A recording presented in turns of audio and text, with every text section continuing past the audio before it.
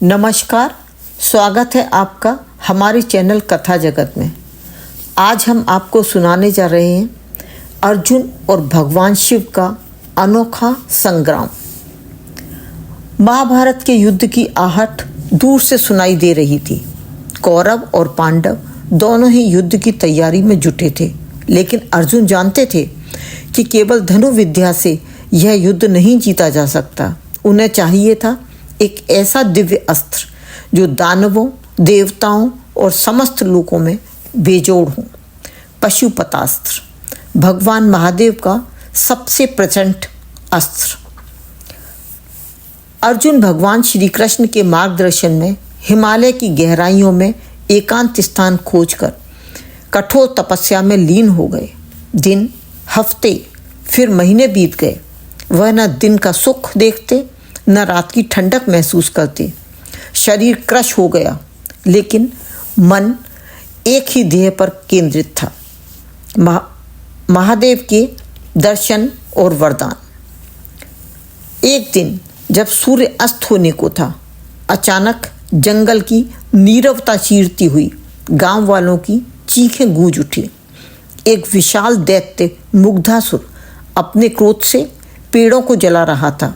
नदी का पानी लाल हो चुका था और लोग अपने प्राण बचाने भाग रहे थे। अर्जुन ने बिना देर किए गांडीव उठाया और उस दैत्य की ओर दौड़े।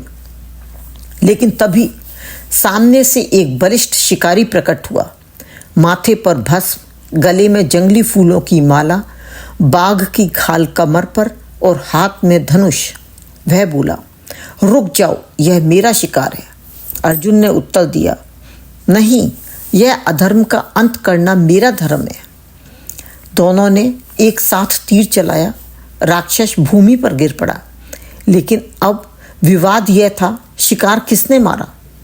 शब्दों से शुरू हुआ यह विवाद अब तीर और तलवारों की गूंज में बदल चुका था।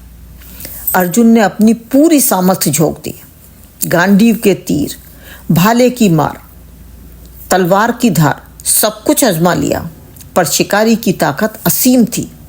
अर्जुन थकने लगे, लेकिन उनके भीतर का योद्धा हार मानने को तैयार नहीं था।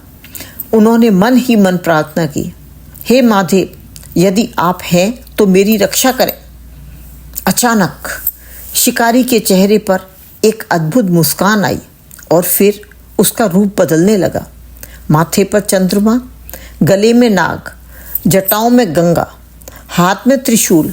वह स्वयं भगवान महादेव थे।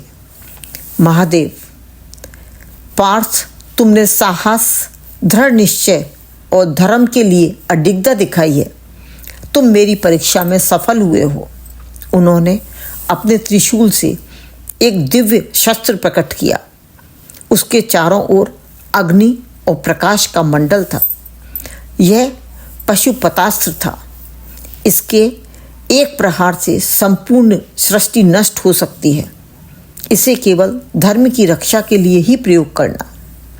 अर्जुन ने दोनों हाथों से पशुपतास्त्र को ग्रहण किया और महादेव के चरणों में झुककर प्रणाम किया। प्रभु, यह जीवन आपके आदेश अनुसार ही चलेगा।